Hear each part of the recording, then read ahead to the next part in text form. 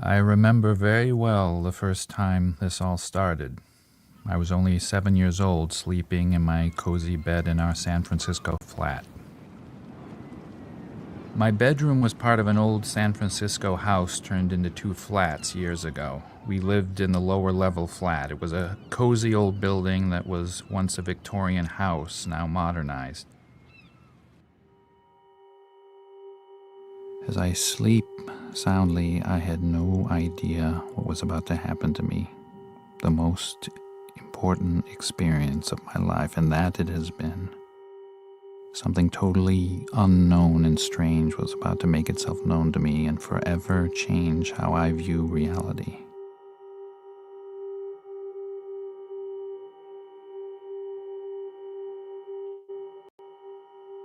My life at this point had been average for a boy growing up in the 50s. My parents both worked and I went to school.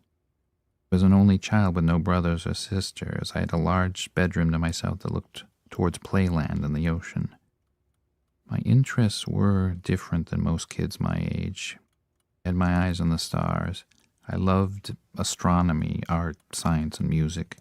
I still joke today that my first football was a telescope. I always wondered when I looked up at the night sky what was out there. This night, I would find out.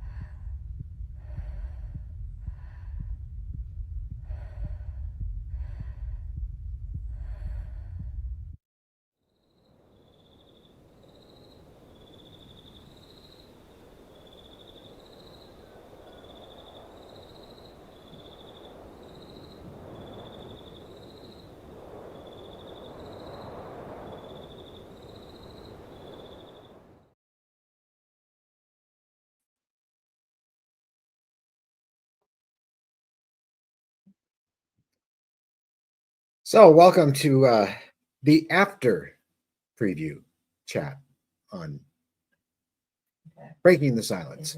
You can hear me? Okay, good. We are at home again, obviously, as you can tell by the background. And I was at the studio today, but came home because it's freezing cold there, and Mary's here, and here I am. If I look a bit like Max Headroom right now, it's because this computer I'm on is rendering um, a composite for the next show that you will see, and that is an experiencer story. And he sent it to me as an iPhone video, 4K, but vertical format, this way. So what I've done is I got kind of artistic with it. I needed to do something with it, and so what I did was actually digitally using 3D software with a 3D model of a cell phone. Is I actually put that footage in it, and I put it in a very interesting background that you will enjoy.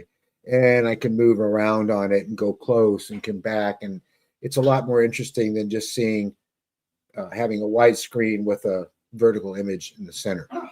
So that it was so big that the file was 398 gigabytes, and Dennis will understand the enormity of that, especially in terms of space and getting it to flow easily. So I'm stepping down the size of it in DaVinci, and as it's doing that, since the footage was over an hour and 15 minutes long that he sent, it's an enormous file, and I'm cutting it down in size. It's still going to be very good quality.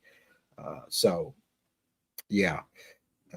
I need to get another machine at home. Also, I see that Unreal is still up. I'm going to get rid of that. We don't need that. Let's get rid of it. There it is. What else is up? Okay, we're going to put this up here. Oh, good. It's at 90%. So anytime now, I'll start to move more like Steve than Max Headroom. And for those of you who don't know what Max Headroom is, go look him up. He was one of our first digital characters, as I recall. And of course, just watch your head, because the Max Headroom. So you're probably all wondering why I made what I made and what you saw tonight. And this is something I'm going to be doing more of. I mean, all my life I've been a filmmaker, but I never was really allowed to make films the way I wanted to. I did a feature. I acted in some features. I did lots of effects for all kinds of features, as some of you know about. I mean, Star Trek and Ghostbusters are a couple. But I was always schmoozing and writing screenplays and trying to get them financed. I got one financed and never seemed to be able to do it again.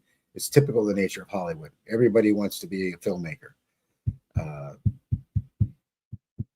And so now that that I'm retired from Hollywood, I'm up here in Ventura, and we have our own studio, and we have all our own equipment, and I have the editing bay and everything else. I'm making movies about barking dogs. That's how you know I'm home too. I have a lot of influences: Kubrick, Hitch, David Lynch, which was a huge loss. That one definitely brought me to tears. I'm really gonna miss him. But he was the filmmaker's filmmaker, and really, we have a lot of new young filmmakers today that I have a lot of hopes for. But overall, Hollywood seems to be devoid of filmmakers. They got lots of movie makers that like to produce product to make money and put it on the shelf so you can buy it. But it really doesn't do much for me, because I'm missing the art in film. So what I've been doing is, because of what I've learned working with Unreal Engine, and I've been doing CG for years and years and years and years, but more recently it's become literally a studio in a magic box, which is something I knew would always happen. As far back as the 70s, I knew this was coming, and I knew that it would set free so many artists who would be incredible filmmakers, but didn't have the money to get budgets, couldn't afford to do it on their own. It's very expensive to shoot. Now we can. So what you saw tonight was kind of an experiment. I wanted to see, okay, I tried it before, but I've come so far. What could I do, and how well would it work? How would it look? How would it feel? And I was very encouraged by the results, because there's no question that I can make some movies this way, and that not everything's going to be interviews with people. although that will continue absolutely as it has for the last year. I'm going to be making films, and eventually they'll get a little longer and a little more involved. And if I can get help, outside help, people to volunteer their time to work with me that know how to work with the software I use, then we can do bigger and better stuff, maybe even feature length, maybe even turn somebody's story into a full length film, 90 minutes. This is the steps we're working. I was talking to Whitley yesterday, and I said we were talking about David Lynch, and he does know him, and he did know him, and they did kick around the idea of doing something with his stuff, but nothing came of it. Whitley said, but I did say one thing to Whitley: if anybody should have directed or just made the movie, made the film, that is, Communion, it should have been him. He would have done a magnificent job instead of what we ended up getting, which wasn't very magnificent. It was just there. It didn't have the impact of Whitley's book or Whitley's experience. It just didn't. It was like, after reading the book, I noticed so many people liked that movie, and I understand it because they didn't read the book. You go read the book, and you'll see what I'm talking about. The Fourth Kind was a better film. It just as a film. So that's what I want to do. And Mary and I have been sitting with a pad and writing down ideas, and I came up with a doozy that I'm going to start working on as soon as I finish this next experiencer story. It will be also a short film, but this one's really going to have a story to it, a real twist. And does it have to do with the visitors? Yeah, it does, actually. So there'll be times the subject matter of the paranormal, the visitors, life after death, near-death experiences. I'm missing some stuff. They're all connected. It's all the same thing. As Susan said, we are all the same. So if it has to do with consciousness, it has to do with it, period.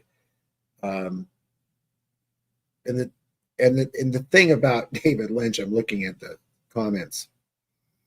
Hey, Dr. Gale. I lost my train of thought on that. What was I was just talking about something, but then I saw Gail there. I wanted to say hi. I lost it. I did.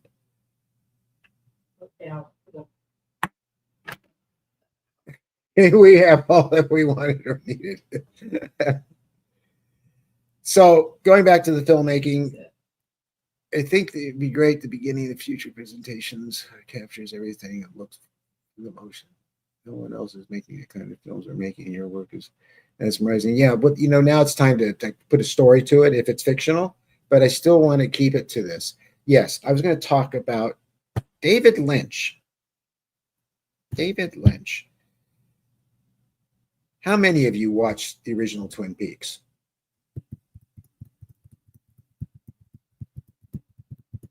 That many, huh? Wow. You never watched Twin Peaks? Good. I used to watch Twin Peaks with Toby Hooper, who was a friend of mine. He'd call me up, invite me up to his house. Thank you, Judy. He would call me up and say, "Hey, Steve, you want to come up and watch Twin Peaks tonight? I got the donuts." Go up to his house in Beverly Hills and his big screening room, and we'd watch Twin Peaks on this big screen back then because he had a projector. Not many people had those. I met some amazing people when I was there. Timothy Leary was one of them.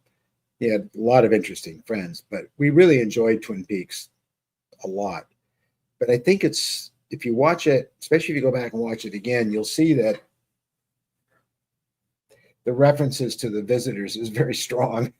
The high strangeness, the tall white guy that appeared at the foot of the bed, just all of it. It was all there. And one of my things I've always wanted to do was meet David Lynch, and I thought I'd get a chance one day to meet him, and I really wanted to talk to him about that stuff because I think that he had an affinity for it. So again, he would have been incredible to do Communion too bad that opportunity was missed.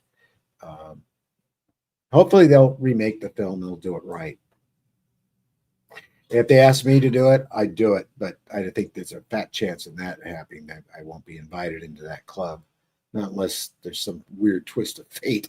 So, so yeah, the film that you saw tonight was it's kind of a gateway, and I'm going to be stepping into a bigger world with that.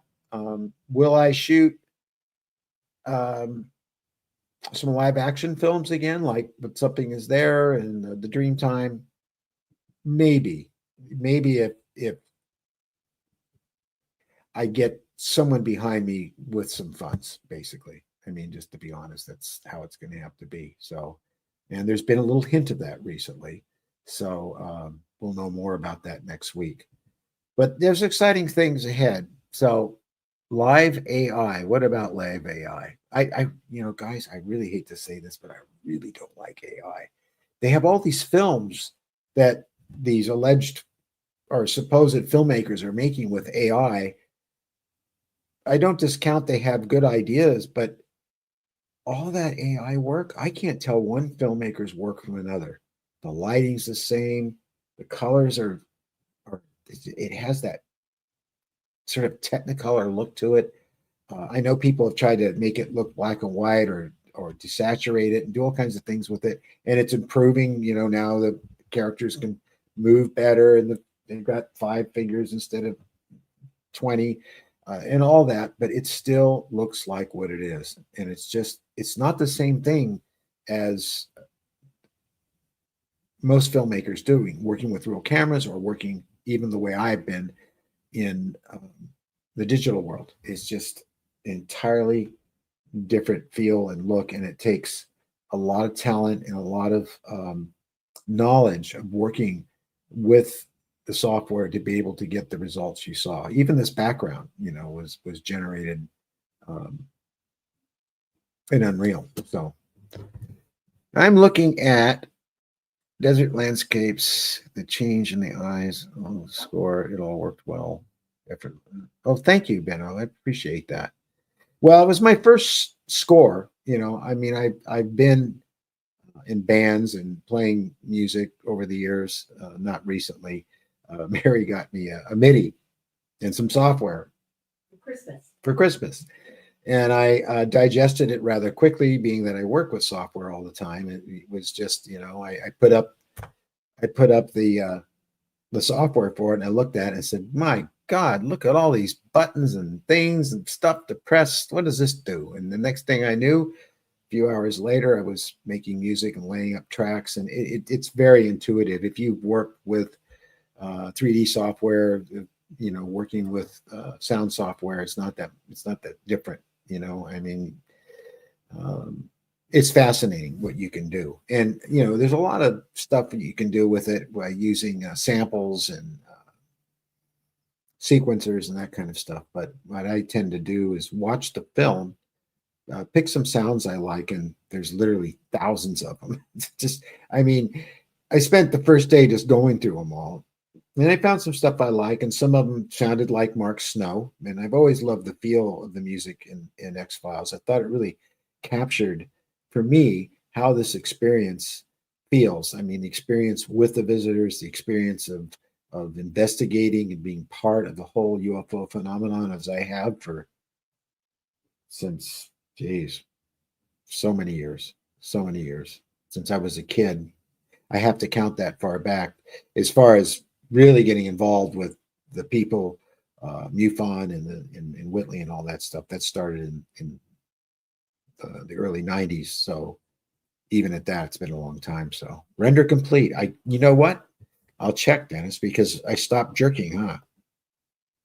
Yeah, very good observational skills, Dennis. Yeah, well, hopefully that file will be a little smaller.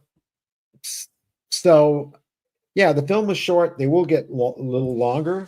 I know the next one will be, and it's got one heck of a story that goes with it. So, looking forward to that. Um, I don't have a whole bunch more to share with you because we got What's Tim's last name, Mary? Do you remember? Oh God, hold on, I'll go look. Okay, she's going to look. He sent me like an hour and a half worth of footage, and I have to wade through it because and pick out the stuff that's most pertinent and to his story, and cut it down a bit. I don't like to do that, but an hour and a half is going to be too long, so we're going to get it moving a bit more. Caney. Tim Caney. Tim Caney. He was kind enough to send us a story. We have Dale. It's Dale Anderson, isn't it, Mary? Yes, it is. No. Isn't it Dale Anderson? That would be the 22nd. Robinson. Dale Robinson. Sorry, Dale, if you're listening. Sorry, I got your name wrong. We're working with a lot of people. They're coming out of the woodwork. After a year, people are trusting that we're going to continue doing things correctly, sticking to our mission plan. And so they're coming out of the woodwork, and more people wanting to go in front of camera. So we do have somewhat of a lineup coming. So we're also going to have Whitley back to talk about his book very soon. So he's on location right now, and he will be back. How many hours did it take me to do what? The film. The film? Yeah. Oh, well, I worked on it every day off and on for about 4 weeks. About 4 weeks. I must have generated about 45 shots. Some of them I redid. And then that included doing the simple score that I did. It was mostly ambient. As I learn the MIDI software more and more, I'll be able to do more detailed pieces with it, more multi-tracks, because most of that stuff was a single track, just playing on the keyboard. So, but I really enjoyed doing it. Which book of Whitley's? The Fourth Mind. Jim, that's his latest book, and that's the book I'm hoping blows everybody's mind. The thing about that book is, and I haven't read it yet. I will have it. I bought it in Kindle, but I don't like to read on Kindle.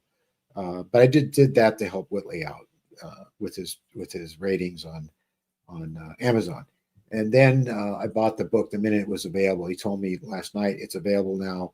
So I got the softback. I wish he had a hardback, but that's all they had. So that'll be here Tuesday. I'm going to read it, and then shortly after that, we should have Whitley on to talk about the book. But I'm getting the link. So many things that we've all been talking about, this our abilities increasing, our consciousness revving up in the higher frequency is what a lot of what this book's about. And it's like, I don't want to call it the conclusion to communion, because it may be that this is the last book he does on the subject. I don't know, but it kind of wraps it up and gives you an idea where this experience has been heading and where it is now. So I can't wait to read it myself. But the Fourth Mind should say it all to you. It really should. George, should I read the first page, make fourth better for me? I don't know. George, you could probably read this book and get a lot out of it. But if you haven't read Communion, I would recommend that book. It's really a good book, and Breakthrough is too, and Transformation is very good. Another one, he's written several, and one that I really enjoyed was Solving the Communion Enigma. I don't know how many of you know about that book, but that book goes into detail about what we were talking about the other night. And I was talking about how, in community chat, I was talking about how I was taken at night from my home by people in sedans with hats on, and I was collected at the house in my night clothes, my pajamas and robe, and taken to my local school where I attended school, and was there among many, many other children, also wearing their night clothes. And we were being taken into one room, and there were nurses and doctors. They were wearing white. They put something in our arm. I had some kind of needle or syringe. We were then sent to another room where we were showed films. And I keep trying to see what's on the screen. And I'm pretty sure what they were showing us were bodies of the visitors and some other things like that. And then we'd be returned. And you would remember it like some sort of dream afterwards, and you didn't know what to do with it. Well, after I talked about that, a lot of people started reporting that they experienced a very similar thing. And Whitley did talk about that in solving the communion enigma, solving the communion enigma. And it shocked me because at that point in time, it was around 2006 or 5, somewhere in there. I remember reading it and hitting that part of the book where he talks about being taken that way. And it really got me because I always thought that maybe I was imagining things. Of course, we do that a lot until someone else we neither know or don't know brings up the same thing. And it's like, oh, wait a minute. And then it sort of dominoes and it reaches all these other people and say, that happened to me too.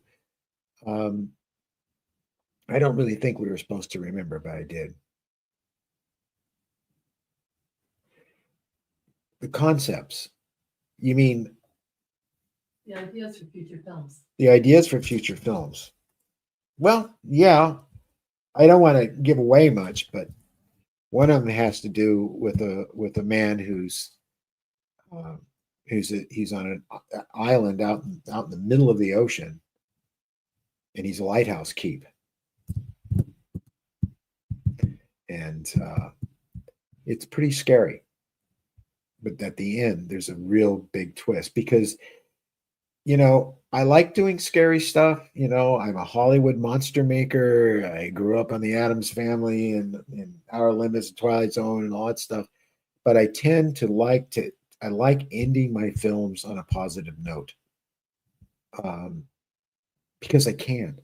So many filmmakers they've made movies that I really like, but it ends on such a downer, and I don't like that for myself personally. I don't want to do that. I want to give people hope. I want them to be led down a path where they're scared to death and they don't know what's happening and just they don't know what to expect next. When it finishes with oh, that's so cool.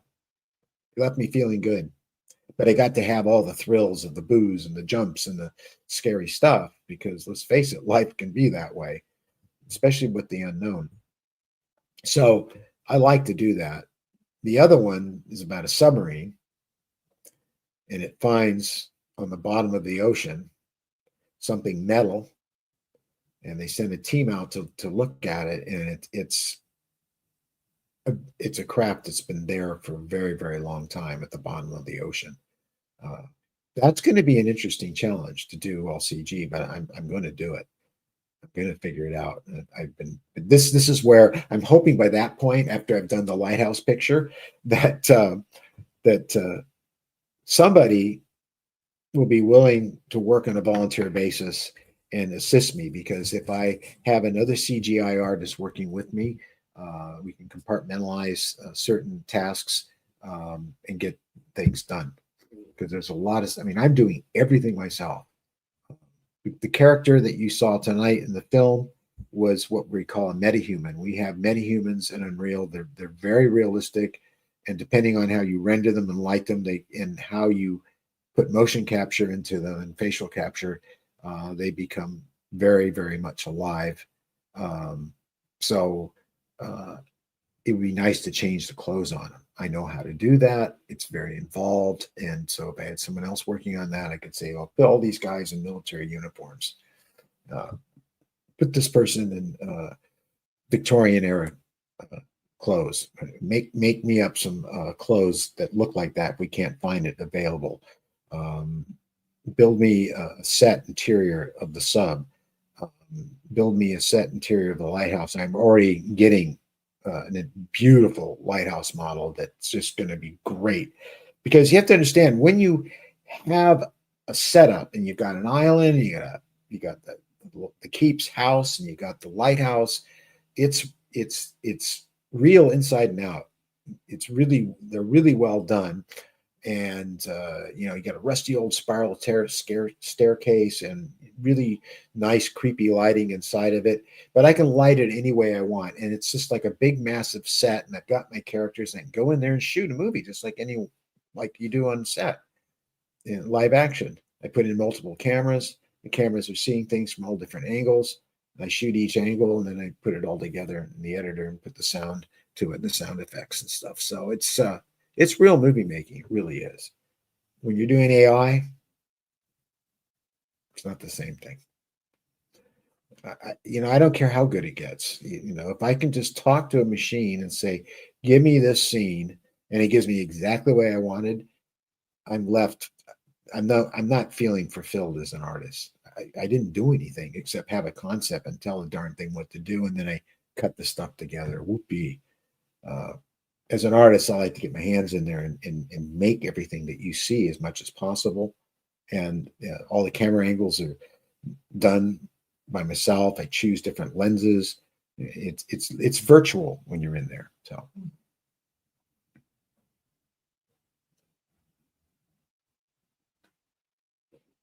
what was that? You'd think after a century they would have caught on that in our culture we don't like strange people in our house at night. I especially don't. I don't want any strange people in my house at night, Especially because they're the scariest thing on this planet.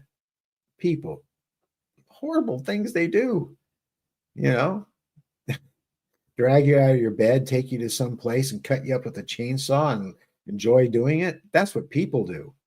Anyway, I'm sorry. I couldn't resist that. Here's a question here. Yeah, okay.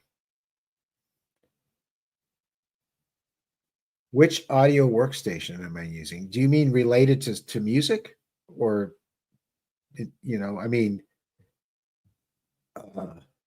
where is that question again?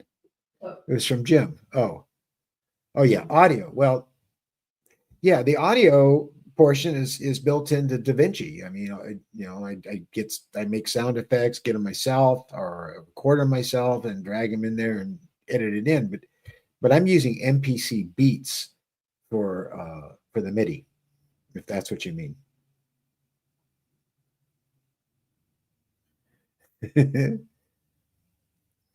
I'm just laughing at some of the comments. Oh, that one came in with. Okay, Jim Boy. Okay. Yes, music. Yeah, that's what I'm using. I'm using MPC Beats, which is free when you buy a MIDI, and I have an AKAI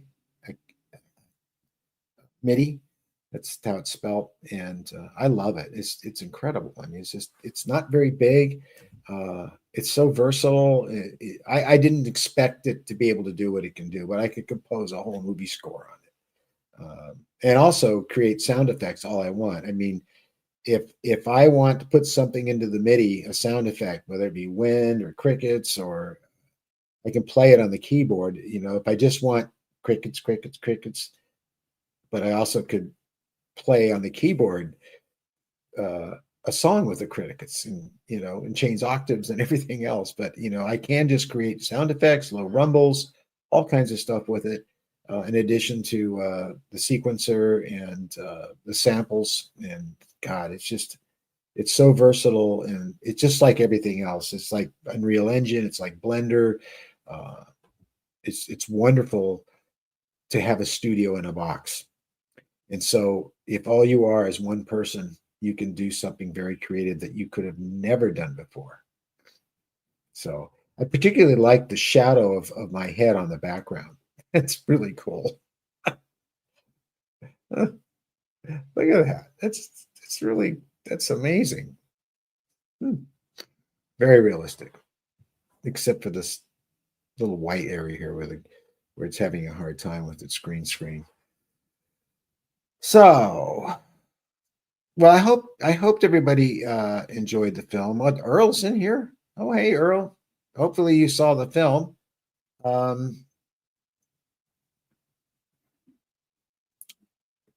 Yeah, there are some things like what we're doing with Mark, Mary, that we probably should reserve speaking about until we meet. Well, yeah. Yeah, We need to wait to do it. yeah. But there are some potentially really incredible things ahead for breaking the silence, about one person's particular experience, which is quite involved, and they would like to put money behind it. They have money to put behind their production. Um, they don't care if they make the money back. They just want it to be done correctly, and they have all the money they need to do it. So that would be an amazing thing to happen for us, because uh, we'd be able to use multiple cameras, have a crew, and a sound man, and all that kind of stuff. So and also I would be able to hire someone else to work with me on the CGI and the post production. So we'll know more about that probably next week. So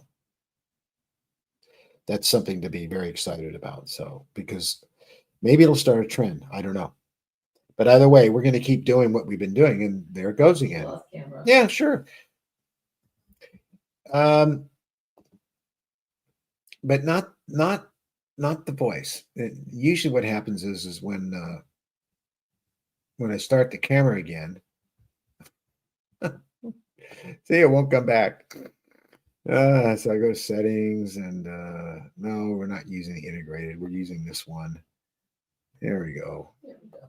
I don't know how that happens. It happened a whole bunch when Lisa was interviewing me last night for their study on this subject, a real honest to God scientific study of people who have these experiences. And as she pointed out to me, in the many people she did Zoom interviews with who have these experiences, that there were all kinds of things they couldn't explain. She even caught in the background things going on that were very paranormal, and they're on video. So unfortunately, that cannot be shared with you, because this is all private stuff, and everyone who has done this has been told that this will not be shared with the public, or the real names used. So, but we will have her on the 24th, and she's going to talk about this. And she is a researcher, a scientist.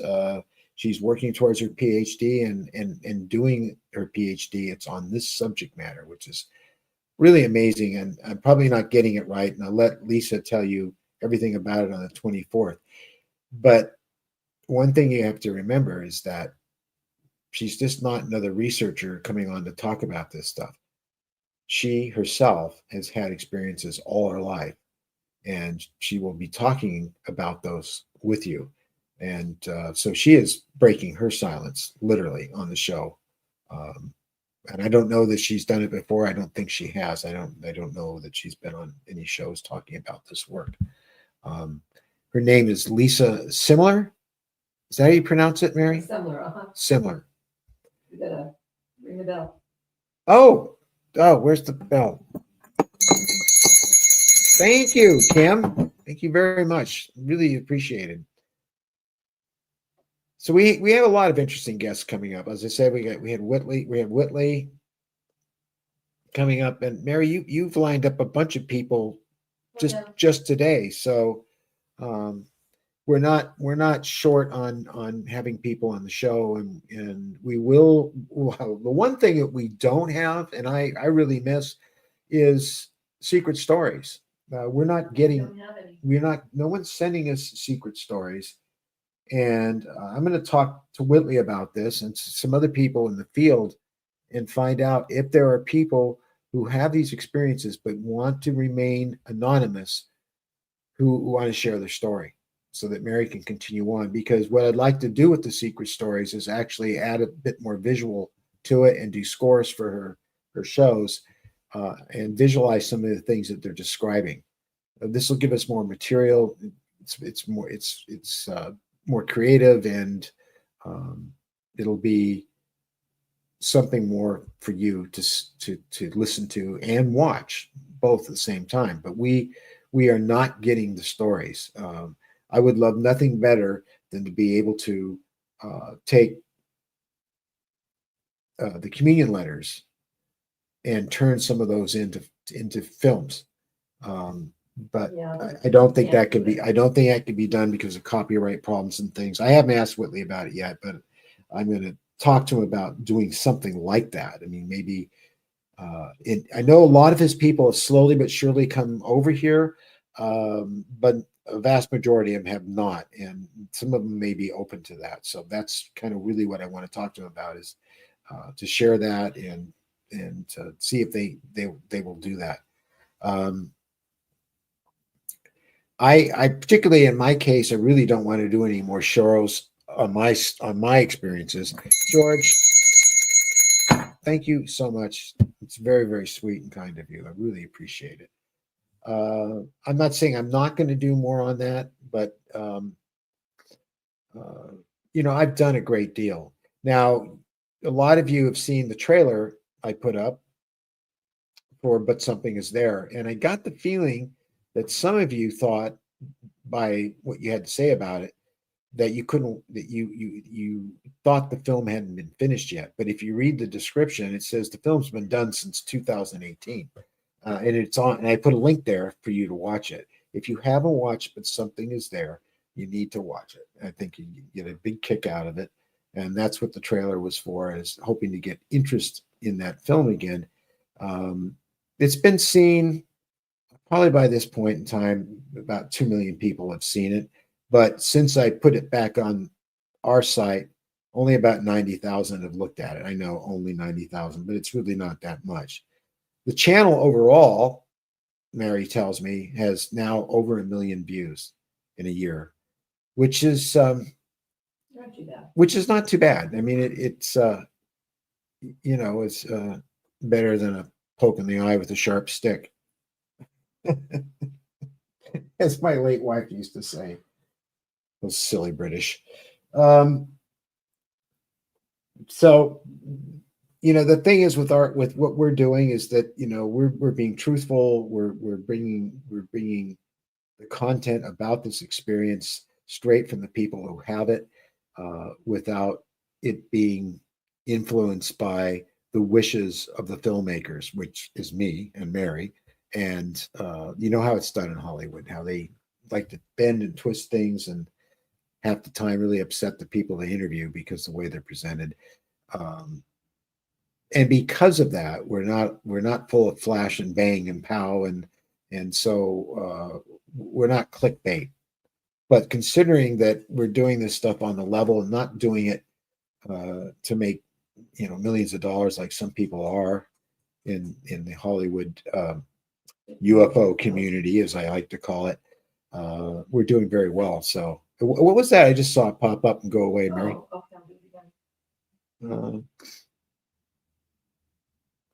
Oh, sure. Thank you, Jim.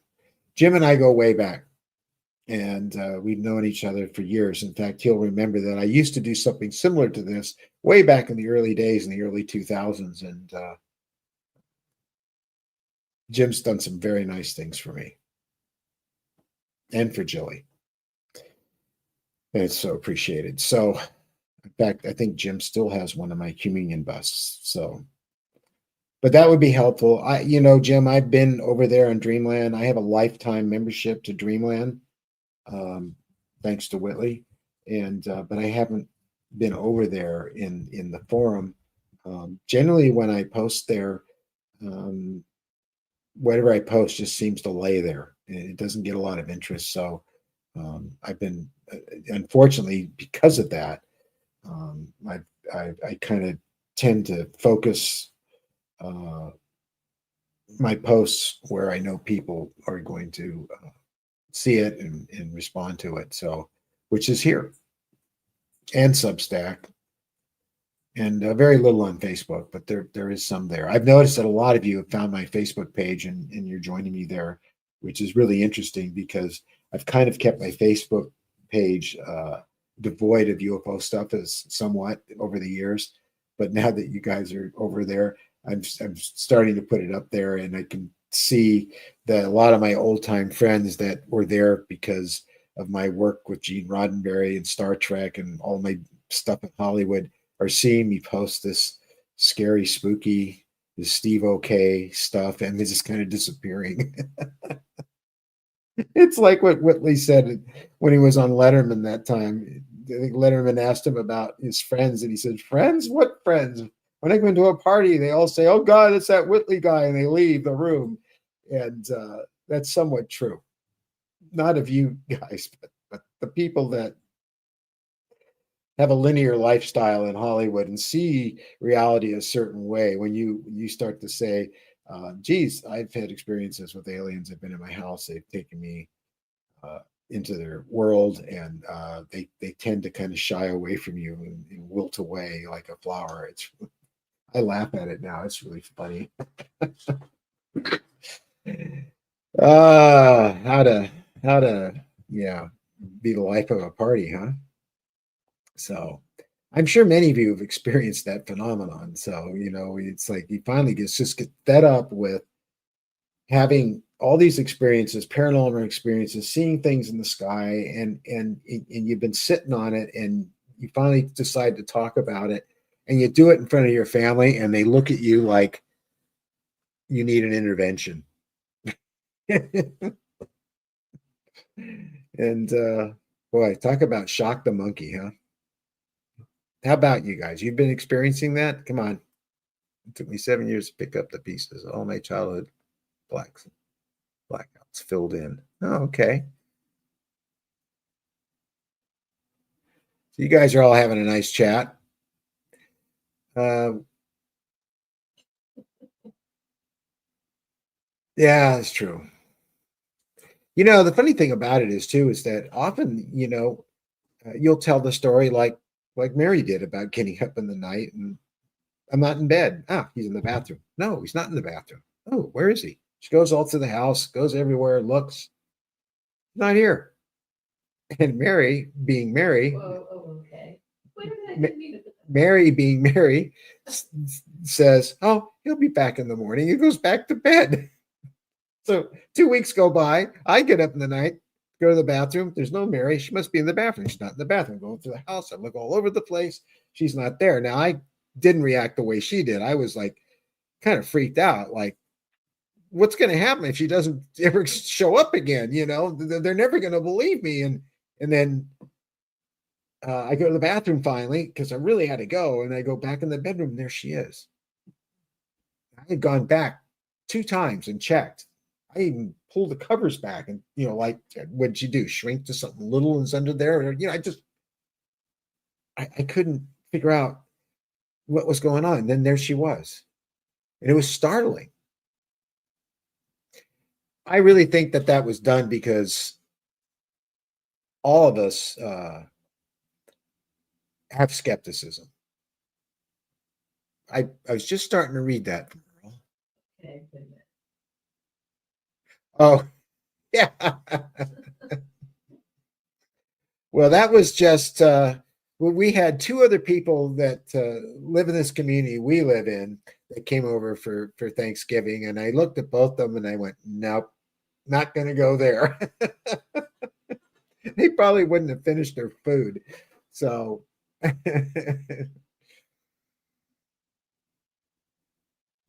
well, yes, David, of course they did. I mean, I knew at a very early age that I wasn't supposed to talk about this. And I now, the funny thing about this stuff is that the more you think about it, the more that comes back. And I do remember being told, you don't talk about this because you'll get in trouble. People will think you have problems. You don't want anybody to know what's going on. And so, yeah, I didn't. It wasn't until the 90s that I did. And they were right. My wife wanted to leave me. People are freaking out all around me. Her friends are calling her behind my back and saying, "Your husband's nuts." I saw him on television with that Whitley guy. He's the ringleader. Whitney and I were friends. He used to come over all the time. He'd come into town, he'd knock on my door. We'd go out to Denny's and we'd eat and talk about this stuff and have some laughs. He used to meet me down at the flying field where I fly my model airplanes every so often.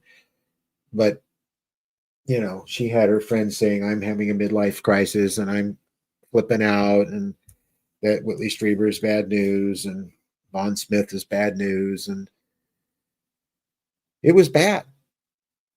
And then, of course, all the threats from the Intel folks going to the studios and threatening the people that I was being hired by to work in movies, that it wasn't in their best interest.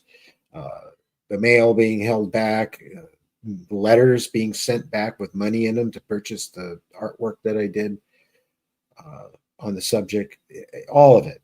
And it got to such a terrible point that my wife said, you quit or I leave. So I did until she passed away. And then I came back because this stuff never goes away. You may get fed up with it and tell yourself, well, I just can't do with this anymore. I'm going to forget about it. I'm going to try to live a normal life, and I'm never going to look back at this again or think about it again until one evening when you wake up on top of your covers and you're freezing cold and you find marks in your body and you have that feeling or even a memory that it happened again. It just never goes away. It's part of your life. So you incorporate it into your life, and then you go on and you have your life. You have a life with this stuff. Other people don't. We do. So that's kind of how I look at it.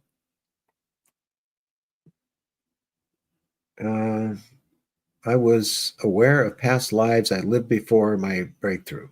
Okay, well, I think a lot of people are aware of their past lives, but we've been told we don't have them. So what do you do with that? Well, I heard a good expression the other day, and it was, we don't recognize authority. We recognize the truth. So you have a lot of truths in you, but the authorities will tell you that those truths are false. Well, who are they to tell you that? What do they know? What's their evidence? What's their proof? We've been over this again and again and again. And the classic one is near-death experiences. They're in the millions of cases. And so how many cases and hard evidence does science have to prove, a shadow of a doubt, evidence that when we die, we cease to exist? They don't have it. So, but we're told not to talk about it because they know it'll happen. Anyway, I releasing song meditation my previous one. I just remember World War II and parts of the Civil War. Those are the two that I have very strong feelings about. When I was a kid, I dreamed about it a lot. Being a foot soldier and being in the jungle and being terrified. So I think a lot of our past life experiences and repressed memories into our subconscious come out in our dreams all the time. But again, the authorities will tell you that those are just dreams. So if you have any questions to ask me about the film you saw tonight, now would be the time to ask me, or any other questions. Now would be the time. Okay, yeah, sure, George. I know about that one too. Many times I'll wake up and tell Mary about it, as we both tell each other about our dreams when we wake up in the morning. And I would swear that these dreams are a parallel life, that I go to sleep here and I wake up there. And I'm not always me. Sometimes I'm in female form. Sometimes I'm in male form, but I'm not who I am now. And I know people there. It's very vivid. It's very real. It's a real life. And then you wake up going, what the heck was that? So it could very well be that we're living parallel lives that way. I know many of you have seen Steve, what does your heart tell you? The heart tells me it's true. There you go. Uh, I'm sure many of you have either read or seen Philip K. Dick's Man in the High Castle. And there you go. I did have, when I was a kid, dreams where the, the Nazis and the Japanese won the war. And I wasn't the only one. Philip K. Dick also did. And he knew that other people had too, especially after the book came out, because like Whitley's book, they wrote to him and said, I dreamed about that. I experienced another parallel where they had won. So if you haven't read the book or you haven't seen this TV series, which was excellent, I highly recommend it. I think it's still on Netflix, and it is a mind blower. And yes, it has everything to do with this. So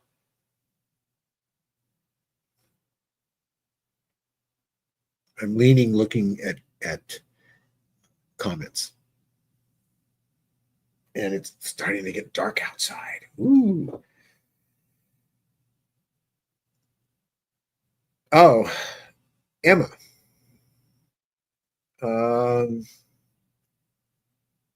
Oh, you have a lovely. Was that is that an African? No, that's not an African gray. He's green. He's lovely plumage, though. Wonderful animal. I had full body chills watching film. Do you get messages telepathically? You go to certain places to meet your ET family. Um, no, I don't. I kind of wish I did, but I think they know me pretty well. I'm always working, and I'm always being creative, and always being an artist, and it's hard to find time to do that. And I think if I got a very strong telepathic message to go out to the desert at a certain time and do it, I probably would give it a shot. So, but it's never been necessary. Maybe that's why it hasn't happened. Well, Rachel, it does make me emotional, and it's my own work. And I've noticed this with a lot of the experiencer stories that we've been doing, the films with people who have these experiences, is that especially with Judy's at the end and with Susan's, that it's very emotional. And I really think that if anything really tells you that this experience is real, seeing one in your kitchen at night, uh, seeing one with other people, seeing a big ship really close to you with a friend, nothing does it like the emotions. It just those only come out of an actual experience, in my opinion, and that really defines that something really extraordinary happened to you, and it was so amazing that it got so deep inside of you that when you see it in film, like the end of Close Encounters, I bawled like a baby. Someone mentioned getting downloaded messages from ETs. Are these verbally or visual? Or, okay, really, I think it's mostly visual. I do, although I do get short things like the famous one from my movie, now famous. It did come from my film, and that was "There's still hope. Don't give up." Um, I was talking to them in meditation, and I said, I'm having a hard time accepting that I'm really speaking to you because of my skeptical nature. But how come now? They said you weren't receptive. In other words, I wasn't receptive before. But at the same time, when that was said, a million images flashed through my mind, like it's like my life passing before me type of thing. Um, that showed to me in an instance that I wasn't being receptive because I just didn't want to accept that I could actually be talking to something in my head and it wasn't me losing my mind. And I'm sure I know Whitley went through that, and everyone who's had that experience is gone through that.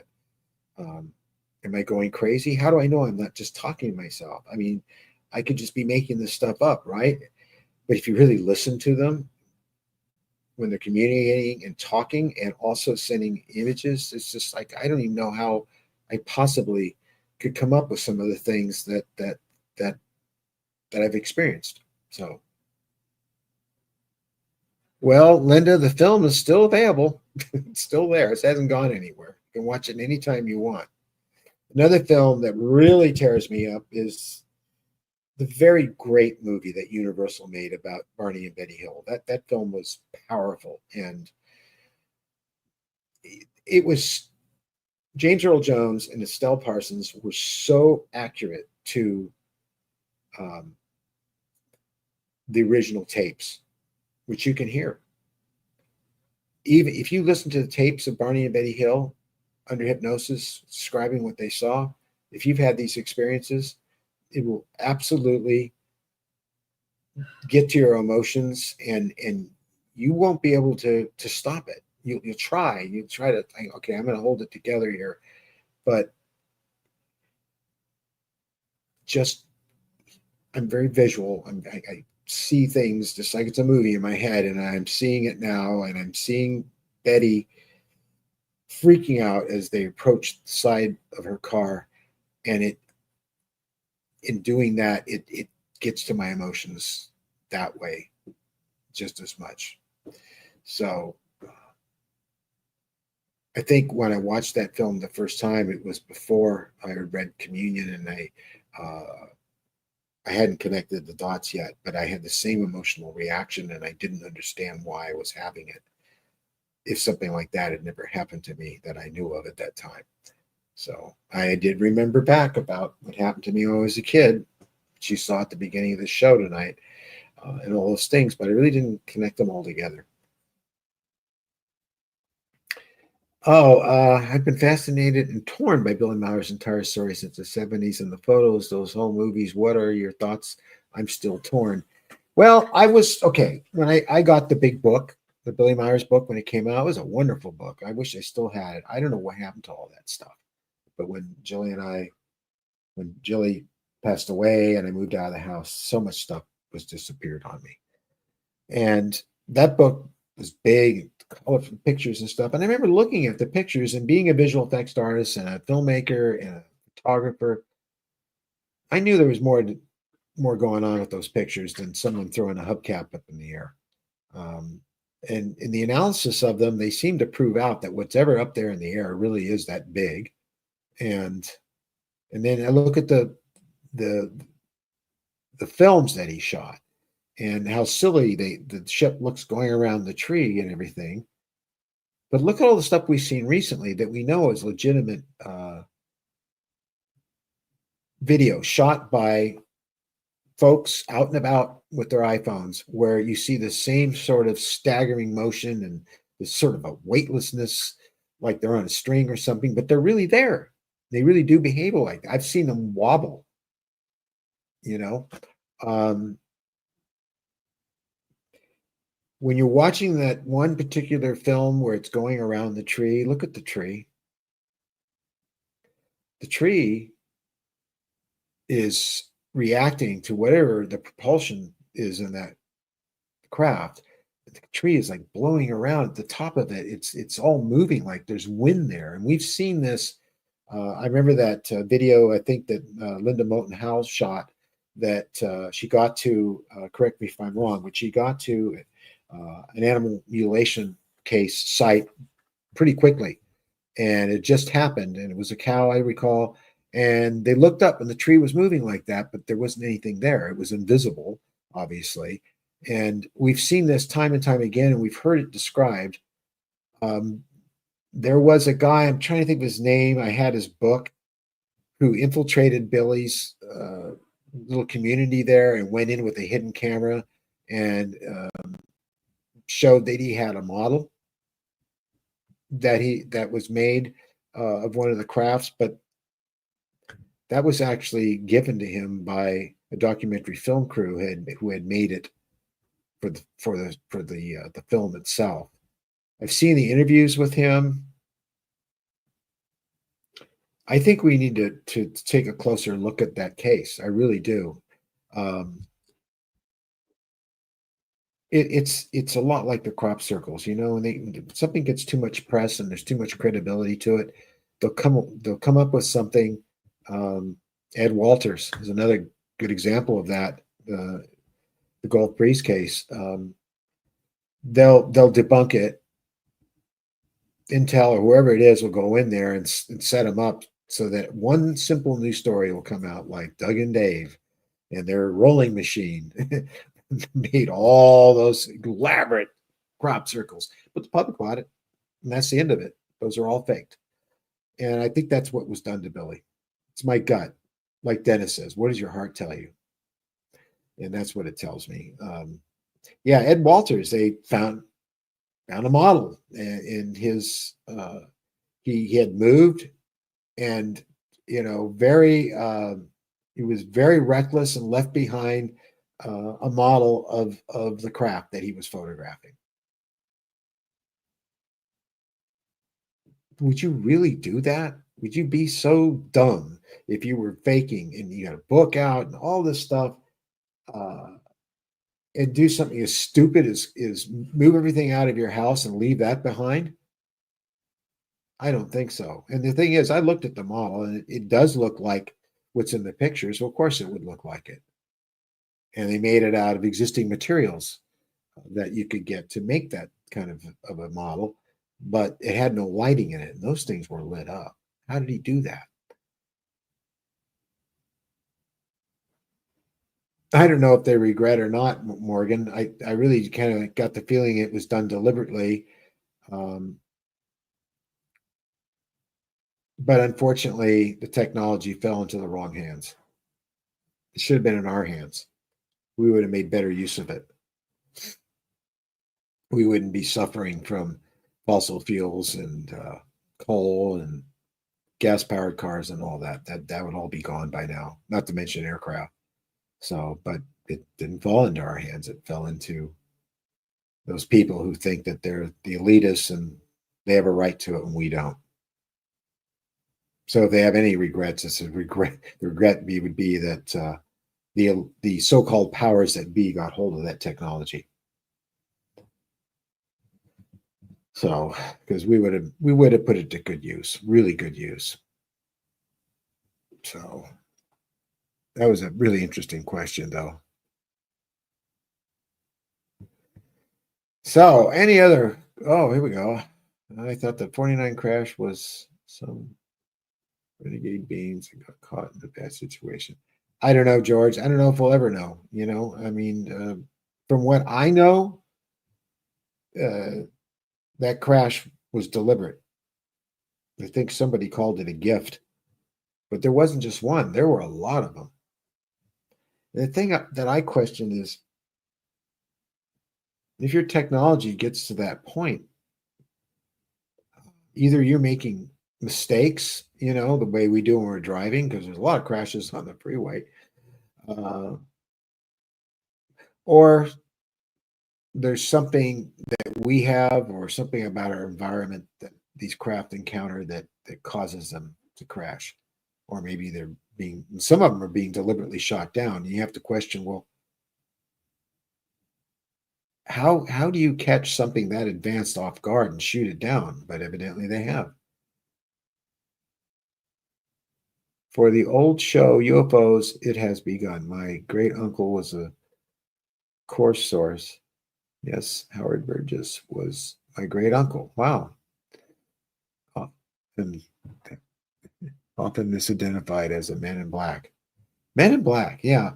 I never ran into any of them face to face. I ran into CIA. I had people hiding in my bushes with white shirts on and ID badges, which escaped to their car and drove off. I've had black cars follow us around, but I never had the classic Men in Black. Yet I have a memory of them.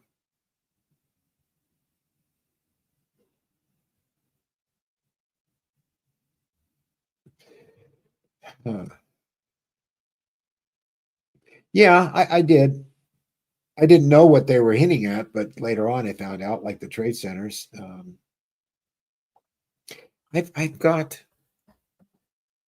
in the film. but something is there.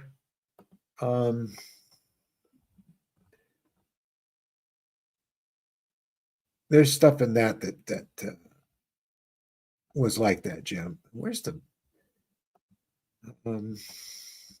I will find it. Some reason my computer is lagging for some reason. Come on, wake up. There you go. There we go. There are men in black type beings in the film.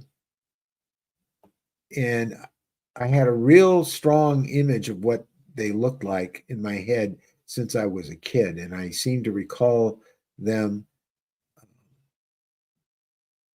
outside the house, watching the place. And my grandfather saw them back at the turn of the century in a schoolyard late at night, with the same look, with the fedora and the trench coat. And, you didn't see that much at the turn of the century. I can't find that painting. But if you watch the film, you'll see it. And so that was certainly one of those images that I guess came true. Oh, here he is.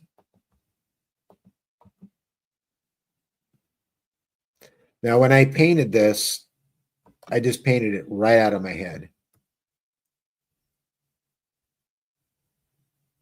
It just came right at me. I painted it. And I painted this just in a matter of an hour or so, Mary. I did it really quick. Yeah. But I wanted to capture the feeling of what I was seeing. And my grandfather saw something very similar to this.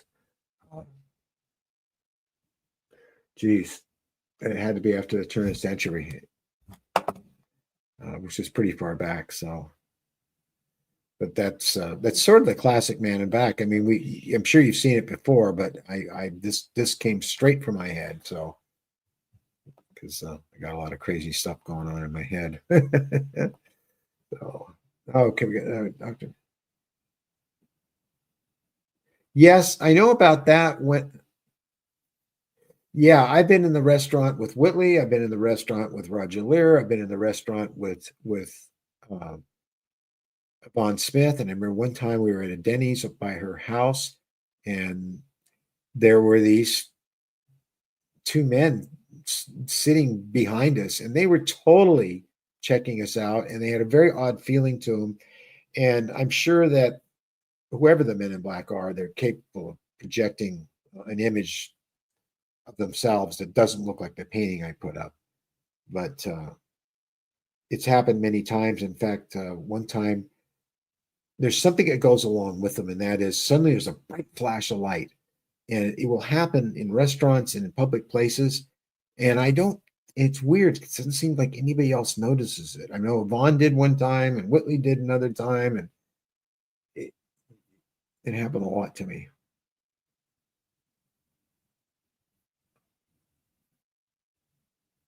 Oh, well, thank you, Alien Patrol documentary series. Huh. Okay.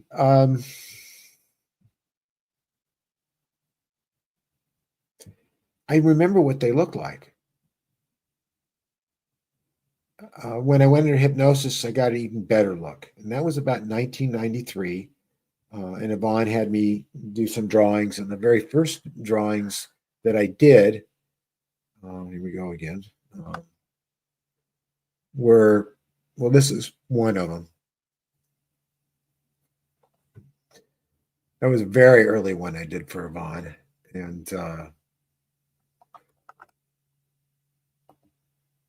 And these are really, as much as I struggle in 3D and in making and sculpting the beings, in this particular painting, it really gets the very closest as to what I remember, and also from what I saw in the kitchen that night, standing very low to the ground, looking up at me. This one here with Raven is very, very close. And you see how they're just thin. There's no muscles or anatomy per se. That thin neck and the shape of that head. And when I started doing these drawings and putting them out in public on TV shows and magazines and in books, it just spread all over the place really fast. In fact, that's half the reason that Whitley called me up one night because he had seen this art and he knew that I was seeing something. He wanted to know more about that, and that's how we met. Even though I didn't believe it was him when he first called, I still laugh about it because he got very indignant because I didn't believe it was really him. I thought someone was playing a joke on me, but yeah, it's based on on what I've seen. And the amazing thing is that when I was fully conscious and wide awake and saw the one in my kitchen, it really did look a lot like that. Except it wasn't so gray. It was kind of the color of his book cover. But then again, there was a nightlight on there that was very orange white, very amber. So that might have been why it appeared that way. This painting here was done for the T-shirts. It's a really bad copy of it. I think this one's better. Yeah, it's a little better. And it was done for the T-shirts. And I don't know where the original painting is now. It was done in acrylic, and a lot of people thought that I did the original book cover, but the original book cover is different, at least with the background, and it's more impressionistic. This one I brought a little bit more into focus. So, but that was based on his book cover. So I was cruising the internet one night and I came across this, and I'm sure this was, well, I'm not sure, but if I had to guess, I would say that this was done in Photoshop somehow, because when I found this picture, and it was a long time ago, I think really it was before AI, it was before a lot of the 3D programs that we could have used to do this. And it really grabbed me because it looks so much like what I knew when I saw the hybrid child that the Beans claimed was mine.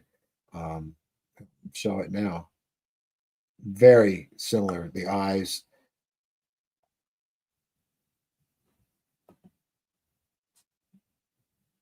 In fact, this is a little closer. I don't know who did this. I never. Maybe somebody here knows something about this photograph, but it's quite striking. Now you can see how easily one of these children could grow up and really not be noticed and blend right in. And because of their heightened abilities, they'd be able to get into all kinds of places in human life where they could do a lot of good or a lot of damage to people who aren't so good.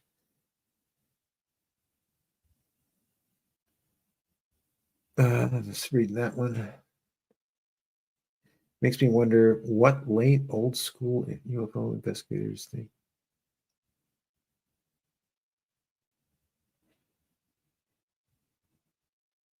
Yeah, it has progressed, but I think what's really great is that people are looking up for the first time in a long, long time. I mean, it's a rarity that anyone goes out in their backyard, looks at the stars at night.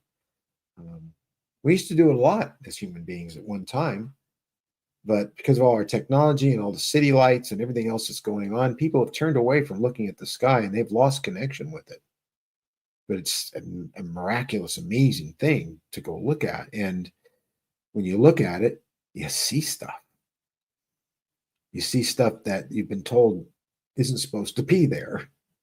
You get people all the time saying, I never seen anything. Well, they never looked. The classic one is amateur astronomers. And being an amateur astronomer myself, as I have been for many, many years, they knew about me and they'd say, well, Steve, I've never seen anything and I've been an astronomer all my life. And well, you're looking through an eyepiece. at a specific location and an NGC object. You're looking at Orion Nebula. You're looking at the Ring Nebula. You're looking at the Dumbbell Nebula. You're not looking at anything else. While you're looking at that eyepiece, there could be a huge ship behind you, and there could be people in the window going, "Woo!" You never know it. So, but I was always looking around. So now people, because of the drones, and I'm grateful to that whole thing, because these got people looking up, and we're getting more and more videos of UFOs and strange things in the sky than we ever have before. I don't think it's so much as an increase in the crap being in the sky as it is that people are noticing it more. It's always been that much going on, but no one paid attention. Now they're paying attention, so that's a good thing. They didn't listen to that movie. They're looking up instead of don't look up. So we're getting a lot of good data, a lot of good information that we wouldn't normally get, and from very credible sources too, because these are just everyday folks out and about. Yeah, I was at a picnic with my kids, for his birthday, and look at that. And they get it on film. They get a video. So it's highly unlikely that these people are faking it. I looked at some more the other day, and there was they were in question as to being fakes or not. But the minute I would freeze frame and zoom in and look at the pixels, I knew that they weren't. So they're real. So I'm missing the comments because I'm on another section on this thing. So, well, getting to be close to 6 o'clock, and I want to put my feet up and have some dinner. I've certainly enjoyed my time with all of you tonight. Some of you, it's daytime. Some of you, it's late night. But thank you from all over the world for being here, being part of this community. I'm glad you enjoyed the film tonight. It's nice to do a film that isn't on a particular case, but that captures the feel of it and takes you for a ride, takes you into an experience, and moves your emotions. I really appreciate all the positive feedback I had tonight about the film. I plan to do a lot more. So we'll have once a month, we'll have an experiencer story, and once a month, we'll hopefully have one of my films as well. But we'll always have something to share with you. That would be every other weekend, right, Mary? So, not to mention the live streams and in the community chat and all that stuff. So I'm starting to babble because I need some rest. Got up at what time we get up today? I don't know, but we get up pretty darn early, and it's been working all day, but it's all been a joy. And in closing, I know there's a lot of scary stuff going on in the world today, but don't give it any notice, because they don't give them your power. Have joy. They hate that. They don't want you to be joyful and have fun. You do it anyway. And it's a suggestion. I'm not going to tell you to do anything, but I will suggest it. So love you guys a whole bunch. I really do. And thank you so much for the support tonight and just everything you are and do. And we'll see you next week.